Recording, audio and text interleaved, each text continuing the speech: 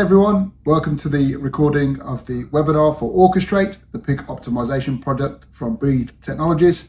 I hope you enjoyed the video, and if you want to know more and find out a personalized ROI calculation, please click on the link below and fill in the details. It's 7 data points and you'll get a tailored ROI calculation. First and foremost, thanks everyone for taking the time out today to join the first webinar of the year. As you'll see, it's in partnership with Breathe Technologies, who we'll come on to very shortly in terms of an overview, etc. And before we get started, obviously, as people that have been familiar with webinars that I've done in the past, I'll be hosting this session today. Helping me along the way will be Phil, who's Director of Software Engineering at Breathe, Simon, who is Managing Director of Breathe, Nicola, who's the Marketing Director at Breathe. They'll be supporting me on the webinar. Phil's doing the demo. Simon's going to give us some insight into Breathe and the journey so far. Nicola is going to be looking after the team session and the PowerPoint, etc., etc. So yeah, so as we get started, the agenda for the session, we'll talk a bit about Breathe, give everyone a bit of context into the business, give everyone some context of the journey so far. So where has the Orquestr8 product come from? Why did Breathe Technology decide to invent such a product? I'll give you an eye-level overview of the product theoretically. Then we'll pass over to Phil, who'll give a look and feel demo of the system, have a look at what it can do, some of the insights into the product. Simon and then I'll just give a bit of an overview about our customers, specifically one example that's on the slide.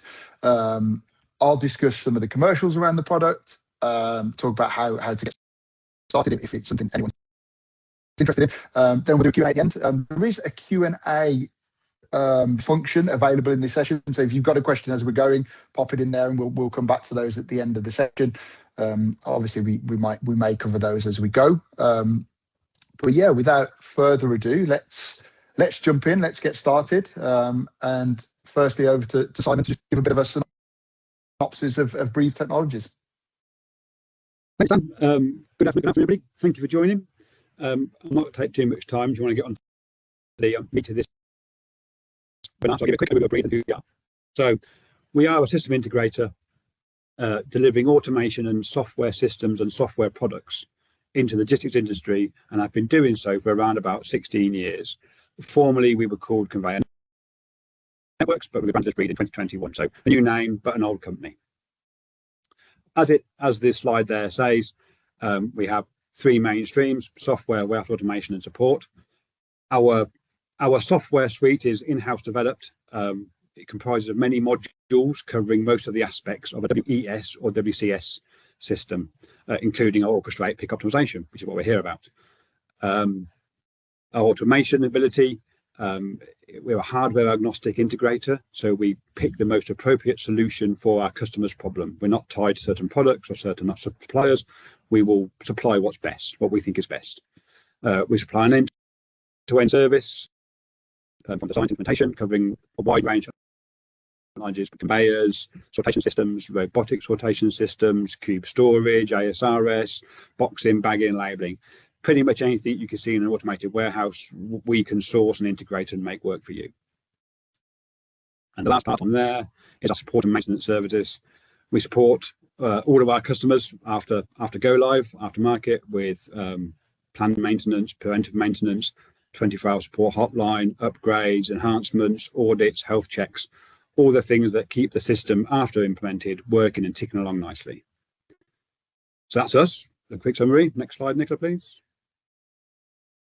Orquestr8 PIC optimized, the journey. So through our experience of warehousing and automation and through talking to a lot of our customers, we realise and know that picking in warehouses forms a huge part of the operational cost of a warehouse. We also know that it's typically a low-tech, very manual environment, unless customers go for a very high-end, high capex, highly automated system, which are tens of millions of pounds and can be, if not designed correctly, quite inflexible. So we were looking for a low capex, software only, easy to implement system that would enhance and make benefits on the picking cost of an operational warehouse. So we had a look around. Adding to that, as Di says, very recently the labour costs in the UK have changed dramatically with national insurance costs and minimum wage. They're rising. They're going to rise even more, we believe. Labour is scarce in some areas. There's more focus on sustainability for transport and packaging. And obviously, as always, pressure to increase the output with the same headcount. So we took all those things together and internally, with some very clever people, came up with this software that optimizes the manual picking in warehouses to address that end of the market where it's not high capex, high automation, and can fit to a range of warehouses. And I don't want to steal the thunder of the clever people in the room, so I will let Dan and Phil carry on explain about the product in more detail and how it works. Thanks, Owen. So I think from my perspective, it's understanding the problem before we get to the solution, and the problem that we see really that Orquestr8 solves at a very sort of simple level is the manual picking bottleneck. So obviously pickers, depending on your size and your site and et cetera, pickers can be walking miles during shifts. Within that operation, orders can be split inefficiently. Cartons then obviously can be shipped suboptimally, so half empty at times, et cetera. My sort of within the WMS world as well. WMS systems are obviously fantastic, and the tier one systems out there can do some incredible things, as people on this call will testify. They're also told to do what you tell them to do as well. They don't necessarily dynamically optimize anything that's coming out of them. They're very good at what they do, and they've been configured by some incredibly smart people. However, that said, they don't then dynamically function and optimize the pick elements and the outputs that come out of it in the ways that Orquestr8 can do. And what we see actually is not people being slow in a warehouse or doing anything necessarily wrong. It's more so the losses happen between the decision-making elements. So, in more manual warehouses, even in directed work environments, losses do happen between these steps. So again, that's the problem we're trying to solve here with this piece of software. Next. So I think as well, it's important to understand who's this software for. And in the short time I've been here, and obviously the years before I arrived, the main three people this software is targeted at are obviously firstly warehouse and operation leaders, so accountable for productivity. The world we're in at the moment is seeing an expectation of we need more with the same level of resources, or even sometimes more with less resourcing. And it's how we try and help operators and leaders within that environment to achieve that. Finance teams are obviously also very key because they're looking for ROI, they're looking for savings, they're looking for ways to spend either the same amount of money or less money. Inflation has been a challenge in recent years for our economy and other economies around the world. So, this tool is effectively trying to bust the inflation element of things. Not least, was around AI, different things, and everyone this that. They've got an AI driver, so I'm not sure that's going to make my golf swing get better. But as we can see, AI is everywhere, right? And what we tried to do here, and Phil's a big advocate of this, is use AI in moderation to solve actual problems and to apply it to the right scenarios. And obviously Phil will touch on that in the demo. And just important to call out here, this piece of software isn't warehouse size dependent necessarily. It doesn't rely on having a fully automated site or a fully manual site. And it definitely doesn't rely on ripping out any existing systems and products, et cetera, et cetera. It's designed to be as flexible as possible depending on your, the nuances of your operation. So high level, before we get into the exciting bit and hand over to Phil to do the demo, what is Orquestr8? So effectively, it's an AI-powered picking orchestration level. So what does that mean? Importantly, this sits alongside your existing modern WMS, and it uses AI and it uses machine learning to optimize pick paths, to orchestrate batching, clustering, whatever you call it, reduced wasted walking around the warehouse. You know, especially in a lot of WMSs, serpentine walking patterns are the norm, and it's trying to reduce that, and then improve carton utilization or cartonization as we go. The important thing is this makes decisions in real time, and Phil will come onto it, but it is, you know, milliseconds, split seconds to get this optimization. There is no send it to us, we'll work with it and then send it back to you overnight or within a few hours, etc., etc. I think it's important to understand the benefits of the product. So the core benefits are obviously, as we discussed, the intelligent order clustering. You know, what are we picking together and where are they physically located in the warehouse to get the best optimal picks together in the shortest distance. And then once we know that clustering, how are we then physically going to pick it, right? That's the route optimization. So between those two things, we see roughly up to a 35% productivity uplift across the operation. Now, the bit that I find really exciting is all the stuff on the right-hand side of the slide, because yes, they're the core benefits we've just touched on, and that's like the bread and butter, you know, that's what it will do. However, depending on certain elements within your operation, there can be additional productivity uplift. So around volumetrics, hybrid picking, slotting. The machine learning element gives effectively, it's a feedback loop that comes back to us, and then we re-optimize the optimized work based on how you've executed those picks. And then there's obviously a management information dashboard within the system that can allow, you know, the operation to make decisions based on what they're seeing and what is happening within our platform and that information. And I think you'll agree that's you know, enough of me talking in terms of high level and hypotheticals, etc., etc. So what I'll do now is I'll hand over to Phil. So just before I dive into the actual screen demos, just some basic details about the system. We are running on the Orquestr8 framework. So it's the same framework we use to build out our automation systems. We also use it to build out this pick product. It's a modern microservices-based software. It's hosting agnostic, so we can run it on local machine. We can run it in the cloud as your AWS, etc., or we can run it in internal companies and cloud hosted, etc. It works by interfacing directly with the WMS, either mostly in a machine-to-machine sense, so that there's communication is between our system and the WMS to do the optimization piece. There's 4 API calls necessary to make the integration, so it's relatively light in terms of integration. And basically what we're doing is we're taking the picking workload from the WMS, the details of what items need to be picked from where in the warehouse for each particular order. And we are working with those orders to optimize and produce a pick list, send it back into the WMS so that the actual pick list can then be executed in the current process within the WMS, so with your handheld terminal or whatever existing way that you're doing your picking.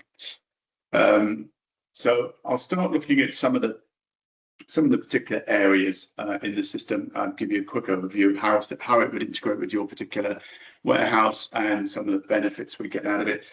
Probably one of the first places that we'll take a look at is the layout screen. Now, you can think of this layout as a digital twin of your warehouse. So basically anywhere in your warehouse where you've got storage, be that organized storage from in aisles and mezzanines, etc., or even if you have less organized storage like runs of pallets, etc., in open space that you pick from, fast moving goods from, etc.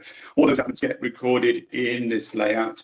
The layout is accurate down to about 1 centimeter, and then we use a network of nodes that basically link all of the different shelves and pallets, etc., within the warehouse, and we can use that to find the fastest route between any 2 points in the warehouse and get the distance involved in moving between those 2 points. They're obviously essential for the optimization piece we do in understanding how much distance is involved in any particular movement in the warehouse, and we can use that to get a total distance for the pick list that we're optimizing, etc., to find to find the best route to power that choice of best route.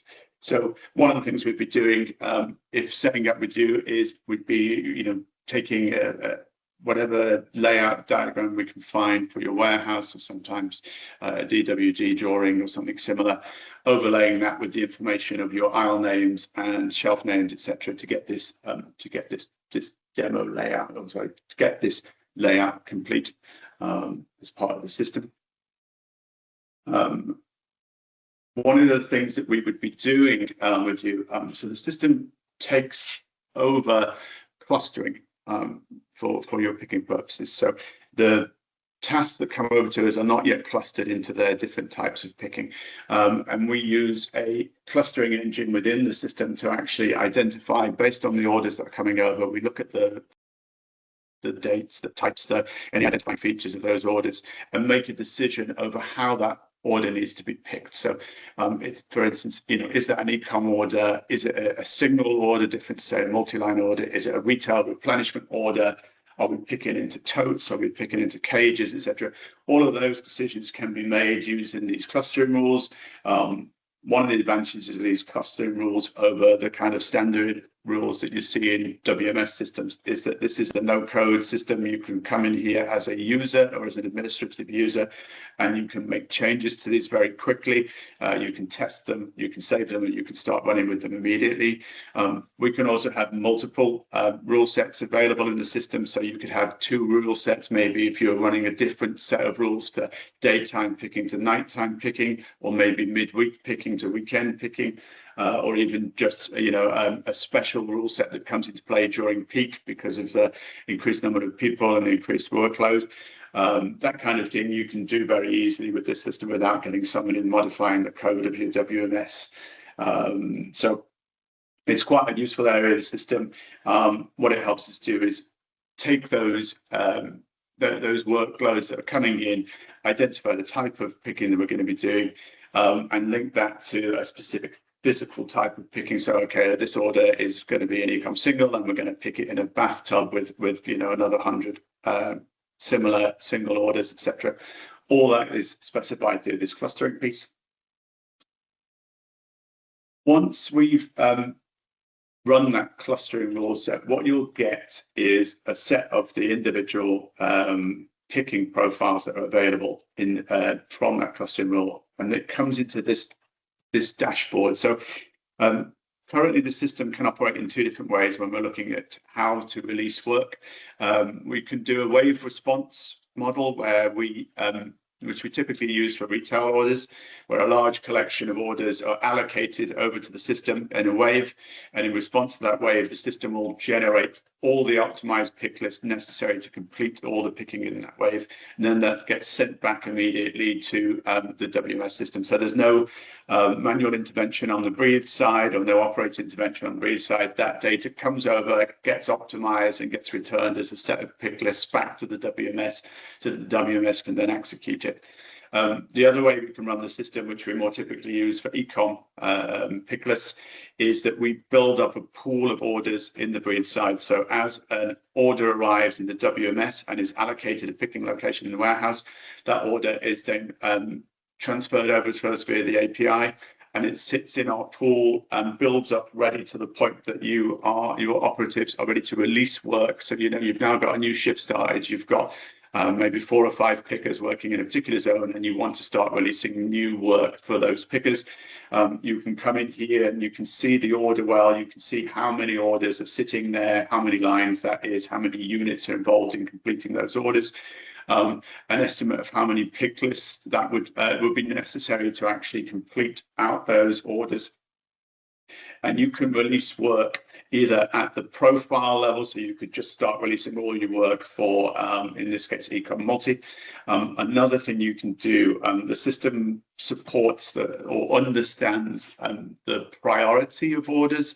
So when trying to use the system, we want to get a balance of the optimization piece, but also with your operation requirements. So we're not just saying these are the best pick lists, go away and work on it this way. We are still always trying to keep an eye on what is necessary for the operational requirements of the warehouse. So we can concentrate on things like the ship by date of orders, any particular priorities coming over from the WMS system that identify orders that need to be processed earlier. Maybe you've got next day deliveries where the pickup's at 4 o'clock in the afternoon that you need to get them processed as soon as possible. Maybe you've got VIP orders. You know, we see orders for influencers and review sites, etc., requiring to be processed as soon as possible so that they can go out with a sort of VIP service. So things like that, we can take into account all of that when releasing the work from the system to make sure that the operation requirements are met, as well as optimizing the pick lists. When those pick lists are released, the two primary benefits that I think Dan referred to earlier are all about reducing the distance walked. So the whole sort of initial benefit of this system is trying to reduce the amount of distance that your operatives walk when completing a pick list. The two key ways to do that are through what we call spatial batching, which is choosing the right orders to go together. And then the other way we do that is through optimizing the pick walk for each pick list. Now, here in the demo system, we have this particular screen to try and make it easier to understand how the spatial batching piece works and where the benefits come from. So we've got about, I think it's 200 orders in this demo system that we use for this batching piece. And what we've done is we've generated pick lists in two different ways. A FIFO approach, which is first in, first out. So basically, your standard WMS, when it's looking to release orders onto a pick list, firstly, it'll look at things like the ship by date and the priority, etc. But once it's gone through the more obvious priorities and ship by date, etc., it's going to put those orders onto a list just based on the age of the order. So the first 10 orders that came in will go together onto a pick list, and then the next 10 orders that came in will go on the next pick list, and so on. And that's what we're looking at here with these FIFO lists. So we generated these lists on the side here, 9 lists generated by the age of the order. And then on the other side here, we've got 9 lists that are generated based on our spatial batching algorithm. So looking at which orders go well together to reduce the overall walking that you'd be doing to complete those pick lists. Now, we can look at these visually on the layout here. So what we've got is the layout of all the shelves, etc., in the warehouse, and you can see a lot of coloured dots on here. Now, those coloured dots represent the picks that are necessary to complete a particular pick list. Now, you can see at the moment, this is looking quite messy, quite chaotic. And if I look at an individual pick list in this set that have been generated FIFO, so basically by the age of order, we're pretty much covering the complete zone to complete that pick list. So we're walking through every aisle from the beginning of the warehouse to the end of the warehouse to actually complete this particular pick list. Those orders covering the whole of the warehouse, and similar in some of the other ones, you can see again that there's quite a lot of spread, there's quite a lot of aisles that have to be visited to complete that pick list. If I look at our spatially batched ones, if I look at all of them to start with, what you should be seeing here is almost like a rainbow spread, a much more ordered collection of colours, which indicates, helps us understand what we can see here is when we've switched to our spatial batching, each of these pick lists is now covering a much tighter area within the warehouse, in this case only 2 or 3 aisles, instead of crossing the whole warehouse. And that sort of focus on only completing the area of the warehouse that's absolutely necessary for that pick list is where a lot of the initial savings come from. So you can see that in total, when following the 9 pick lists in the FIFO batching, the first in, first out batching, we're covering just over 6 kilometers to complete that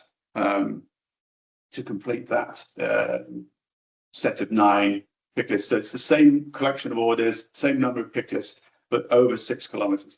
In the spatially batched equivalent, again, the same set of orders, again, 9 pick lists, but overall distance required to complete that is now only 3.6 kilometers. So, you've saved over 2.5 kilometers from that, just reorganizing the way orders are put onto the pick list. And it's probably over 40% saving in distance just from choosing to the right orders to go together onto the pick list. And that's one of our primary benefits, is this spatial batching. On average, across a retail and e-com mix, we see somewhere between 50 to 55% savings in distances from that overall. The second bit I touched on was the routing element. So once we've chosen the right orders to go together onto a pick list, we then look at all of the shelves that need to be visited for that pick list and find the right sequence, the best possible sequence to visit all of those shelves. Now, usually in a WMS system, they'll follow a serpentine approach where you're literally sort of traveling up one aisle and then down the next aisle and then up the next and following in a serpentine pattern. And there's nothing necessarily wrong with that. It's a quick and easy way to generate a route from a list of locations that's visited. But it's not the fastest way to get through the warehouse. It's not the shortest way to get through the warehouse. So in this example here, we've got, you can see for this pick list, all the red squares are shelves that need to be visited for the pick list.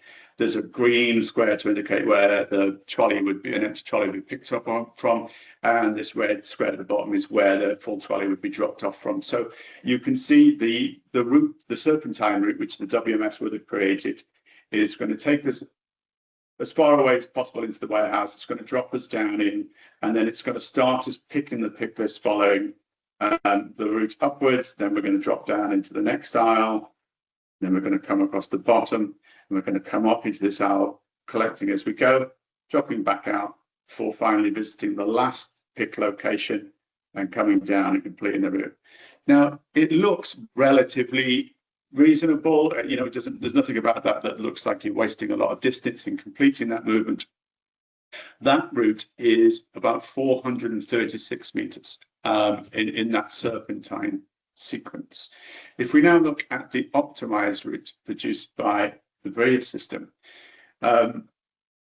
we've saved over 100 meters and without doing anything particularly complicated, just by changing the sequence that we actually start visiting those locations. So we come in across the top, we drop down to pick up the first location here, move across, pick up us on our way down. Now, we'll then run across the bottom, pick up these two while we're down at the bottom before making the final loop up to the top, and then drop down, completing those picks and closing out the pick list. Now, what this system is basically doing here is trying to avoid the back and two motion and the vertical motion through the aisles. And just by making that change in the sequence, there's over 100 meters saving, which again, I think is about 27% of a distance saving. Now, this is probably a nice, simple example. Obviously, the pick list can get a lot more complicated than this, and the routes that save can get a lot more complicated than this. But this example is sort of easy for the human mind to understand where the savings are coming from. These savings stack on top of the spatial savings. So when we're looking at that spatial savings previously, that was over 40% saving from choosing the right orders. And then on top of that 40% saving, there is another 30% saving again in the way that we've now optimized this loop. So this is how the two main distance-based savings in the system stack together. On top of that, there's a lot of elements in the system that focus on trying to make reduce the overall number of pick lists that you have to complete to get your orders picked. And some of the ways we do that is we look at volumetrics. So we look at the right choice of picking container for orders. So one of the things we might do in e-com, say, is we might look at the size of the order volumetrically. And we can either work with multiple different sizes of container to try and get more orders on a pick list. So we might have large orders go on like 8 containers on a trolley, might have medium that go on 16, and we might have small that go on 32 containers in a trolley. One of our customers is actually running up to 64 e-com orders on a single trolley. And the other way we can do it is through something called dynamic dividers, where rather than having different tote sizes, you have the same size tote, but that the user is guided to place dividers in the tote so that large orders can take the full size of the tote, but then you can split the tote down using those dividers up to 8 ways. So you might now have 8 orders in a tote. And the advantage of that is that rather than taking out 8 pick lists to complete a collection of orders, you can suddenly complete those orders in just 2 pick lists because you are able to stack so many more orders in the same pick list. Things like that help to reduce the overall number of pick lists, and it just means that you're getting really dense orders, the most number of units possible per pick list, and that starts to give sort of secondary benefits in productivity. The other thing that we can do with that volumetrics piece is if you're dispatching, picking directly into dispatch containers like cardboard containers going out to retail stores, etc., then we will also optimize to reduce the number of cardboard containers that are going out, and those are again additional benefits that the system can drive in direct savings against the cost of shipping and against the cost of container use. And usually, you know, we see all those as benefits on top of the ROI that we've calculated. We'd usually calculate the ROI just on the distance saving. So anything that comes from the productivity benefits of reducing the pick list or from the savings, direct savings that are coming from those shipping cartons and shipping costs, they tend to be like sort of additional benefits. We've got one customer running at the moment that they get back nearly 60% of their monthly cost from those direct benefits before looking at the benefits they're getting from the optimization. So, you know, they can have quite a significant effect as well as the distance saving. I think that was probably all the bits I wanted to run through in this demo. Obviously, if you're interested in understanding more about the software, you can reach out to us and arrange a more in-depth overview of the system, but I think that was just a quick one to get through some of the main points. Thanks, Phil. That was yeah, it was a good as I say, good insight into the main features of the system. There's quite a few questions come in the chat, which we'll try and answer at the end. But I think it's important just to say at this point, obviously the system is live across several customers. As you'll see on this slide, a GXO is one of them. So just Simon, if you could just, this was a little bit before my time, so Simon, if you could just give a bit of context on what this customer journey was really, and what they've seen out of the system. Phil made a about that. They were our pilot customer, so we did they were the first site that went live, and we worked very closely with them to develop the product and improve the product. As the quote there says, they're very happy with it. They have quoted themselves up to 35% productivity improvement for it. They are using it in a largely, is it e-com retail pick? Maybe Phil, you can talk about it actually, you know, more detail about it than I do. Yeah, certainly. They run a combination of different picking types. We do everything from pallet picking, case picking for retail, individual items for retail, and then finally a full e-com operation as well. So they're running the full range of different picking types there. Some pick into pallets, some mainly pick into trolleys, and yeah, the sort of slightly different benefits for each of the different types, but overall a productivity uplift of 35%. Thanks, Phil. So I think at this point, it's certainly since I've joined, I suppose, speaking to different people about the software, etc., there's a few myths or frequently asked questions, however you want to put it, that have just cropped up within my conversations, really. And one is, you know, the first one is this is going to be expensive because it saves a load of money. So usually with this sort of software, there's, you know, a saving sharing goes on to a you know, higher degree than that you know the customers would expect. But I think from our perspective, the key thing really that we wanted to try is that demolishing of barriers to entry. So there are no upfront capex slides from our cost to get the system going. It's subscription SaaS based, and it's relatively fast deployment. So what we see from signing of contracts to going live / seeing benefit is around 12 weeks. So it's not, you know, it doesn't take years and years and years to get this going, and more importantly, seeing the benefit of the product. The second myth is usually WMS related, that something like this would have to require modifications to the WMS, etc., etc. As I've said numerous times, and I think as Phil demonstrated quite neatly there, it does sit directly alongside your WMS. And then the third thing, as I've talked to a lot of IT people about, is, you know, it's gonna take a lot of my time. It's gonna be, you know, a pain in the ass to get going, etc., etc. So it's important to just say it's light touch, fairly standard API creation. There's actually 4, which we'll come on to very shortly, and that maintains that 12-week onboarding process.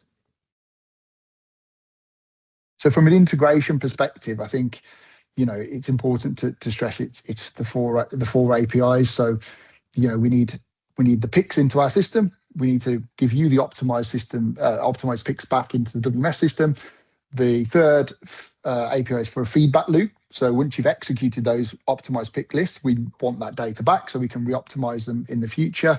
And then the fourth one is cancel pick effectively, so you can cancel stuff within the system. But in terms of who handles what, you know, on our side, we handle the optimization, as you'd expect. We could host it for you. We'll configure it with you to start with the setup, and then obviously fine tune it as we go along. And then with the ongoing support packages Simon mentioned at the very outset. And then on the customer side, you know, you give us the data access and the approvals. You'll build the APIs. You'll manage the security and governance checks. And then obviously once it's all live, there should be minimal interaction from an IT perspective, WMS perspective on the customer side. So commercially then, how does it work? So in order to generate your site-specific, business-specific ROI calculation, there's 7 data points. And after this call, we'll send around a link to to fill in a form if you'd like to generate an ROI calculation for a site you've worked on or a site you're working with, etc., etc. We can do that for you, and it requires 7 data points. From there, there's a base cost for the product, which is a fixed monthly cost. From there, you then pick what support package you want. So is that bronze, silver, or gold? Based on effectively how mature or immature your WMS team are, or how mature your operation is, etc., etc. Some people need sort of white glove hand-holding, taking through that, and real sort of intense support. Other people are just like, you know what, we're pretty good at what we do. We don't need that. So somewhere in the middle usually works. And then you decide how you want to host it. Do you want us to host it? Do you want to host it yourselves on-prem? Do you want maybe your WMS partner to host it, for example? And the last thing to do is obviously then sign the contract once you've decided that you want to go with it.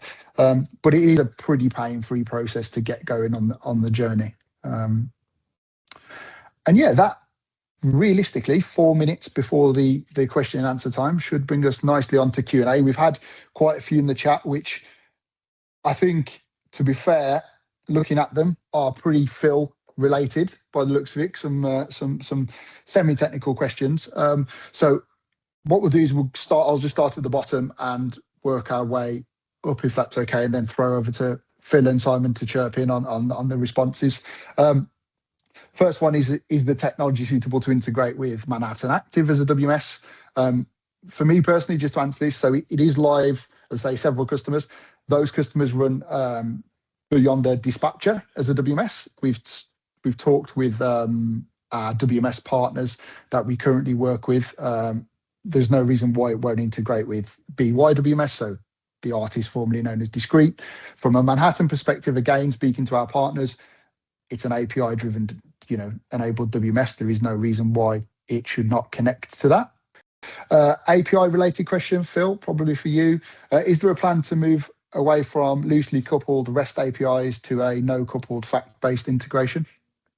It's not something we've looked at so far. Integration-wise, we do all of the more standard stuff. We do message queue integrations. We can do flat flower integrations and REST API, which is our standard approach. But we've not looked at a non-coupled integration approach. Again, if it's something that would be necessary for a project or considered to add value, then it's definitely something we can look into. Through the automation side of our business, we we offer a very flexible approach to integration, getting data in and out of the system. You know, and it's one of our key features in the key benefits in the way that we can do integration projects. So yeah, we'd be more than capable of looking at different ways of integrating. Cool. Next question. Will it handle order amendments from source systems during active picking? For instance, if Blue Yonder picking is underway and the order updated via SAP ECC API is amended by users mid-process? Good question. And I think there's a similar one higher up. So it somewhat depends on the way the system is actually implemented. So the most popular way we're implementing at the moment is in a kind of machine-to-machine approach where we do the optimization, but it's a relatively light touch. So we'll optimize the pick list, we'll send them back into the WMS, and crucially, they are then executed within the WMS. To be able to enable that that sort of real-time resequencing, or you know, suddenly the orders change, can we add a new pick into the list, etc. There's two ways to do that. The most effective way is using our native picking application. So we have a native picking application, an Android application that can run on a handheld terminal, your standard Android handheld terminals. If you're running that way of using the system, so doing all the actual pick execution to our side, then yes, we can do that in-flight update. If you're running through the, as I said, the more M2M approach, where the picking is still being executed in the WMS side, then it becomes a bit more difficult to update those lists. We've done integrations in the past where, while the pick list has still not been started, so we've sent a batch of pick lists back, and the pick list still hasn't been assigned to picker, we can basically send a notification through API to WMS that there is now a change to that pick list. But once the picker's actually started picking it then becomes a little bit more difficult to update those, to try and get those WMS systems to change the route and the pick task once it's actually in flight. So short answer is yes, doable if you're using our picking execution application, and to a lesser extent doable if you're using your own internal WMS picking execution, but with a bit more limitations on how last minute you can actually make the change. Yes, well, question here around a few APIs to set up and get running. Will it feed back LMS data, so labour management system data? Obviously, I know we partner with, or are talking about partnering with, a certain labour management company who have a product. So I imagine that's on the roadmap, but Phil? Yeah, so again, I suppose in a similar way to the previous, if we are completing the picking execution itself, then we generate all the data, the timings involved, and can present that data back to an LMS.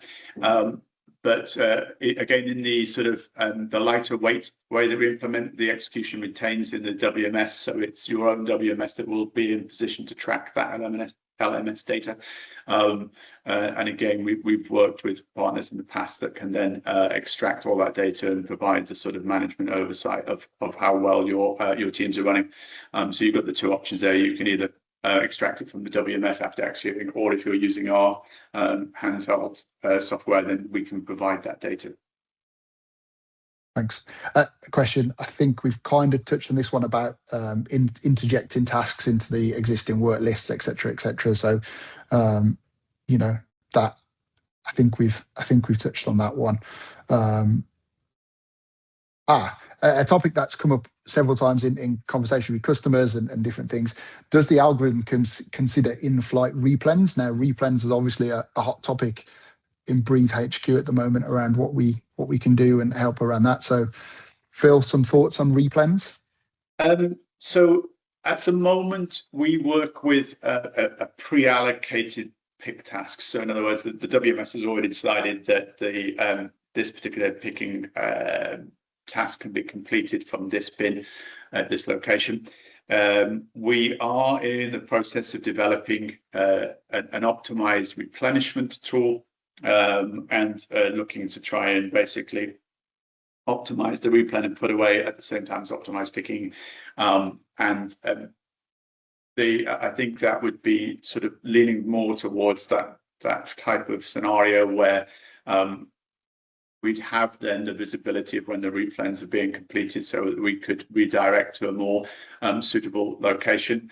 So that you know, if we suddenly find that we've now replan stock in a location that's closer to the route that we're already working on, then we can dynamically reassign. And again, it touches back onto that sort of previous point about dynamic changes or in-flight changes that would require using our HHT software. But yes, it's certainly something that we would like to be doing, and we're in the process of working with a partner to actually look at that dynamic replan optimization as a sort of mirror image of what we do with the pick optimization.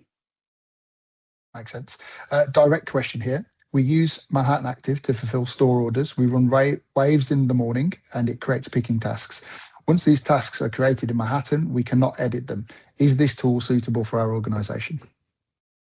So if the picking tasks being created, not editable, shouldn't necessarily be a problem. Once they were created, those picking tasks would be sent over to us, and then we would optimize and return it. The crucial element is whether you can then run an updated pick list. So those tasks would come over to us, we would do the optimization, and we would return a pick list, the optimized pick list. The key point with those pick lists is that to get the most benefit out of our optimized pick list, you need to be able to visit shelves in the sequence as specified in that pick list. So as long as there's a way to get the WMS to follow a specific sequence and not the sort of baked in serpentine sequence, then you'd then be able to get the benefit out of the optimized pick lists. Thank you. Next question. The problem with WMS and WCS is they generally handle commands and optimize a process or department.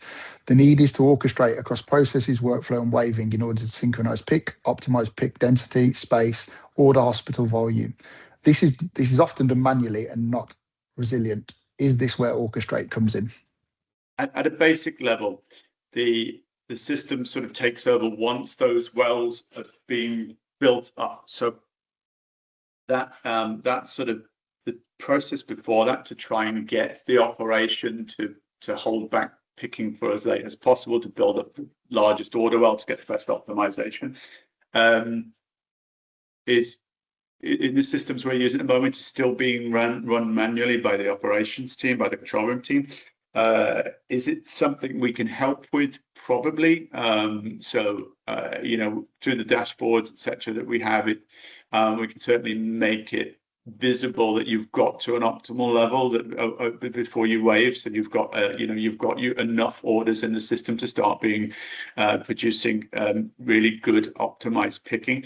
And in fact, I think one of the next features that's going live in the system is the ability to preview a wave of pick lists, so you can actually, before releasing the pick list back to the WMS to be picked, you can see the quality of each pick list. So we rate each pick list in terms of the pick density and the number of orders being actually covered by that pick list.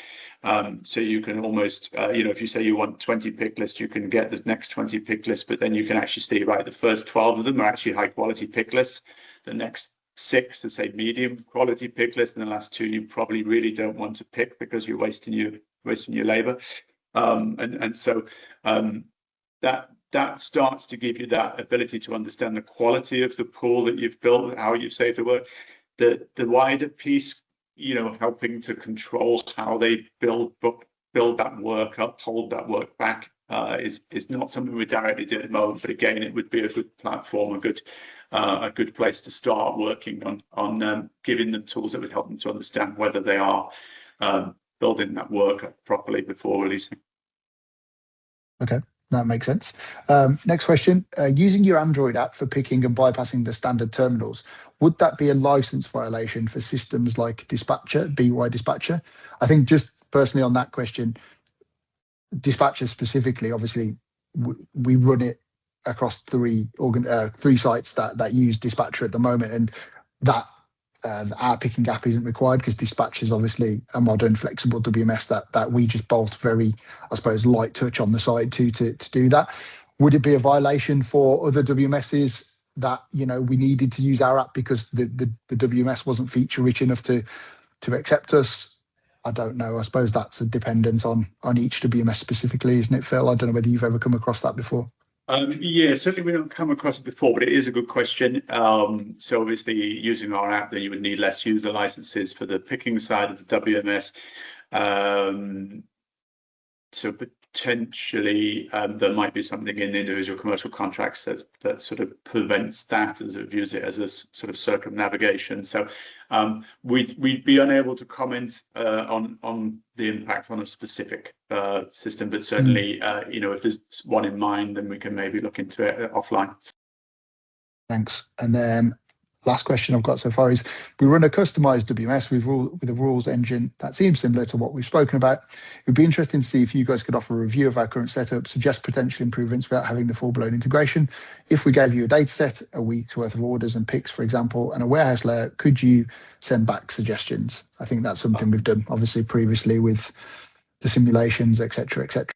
Question about AI, Phil. Phil, you can go for this one, or Simon, or someone.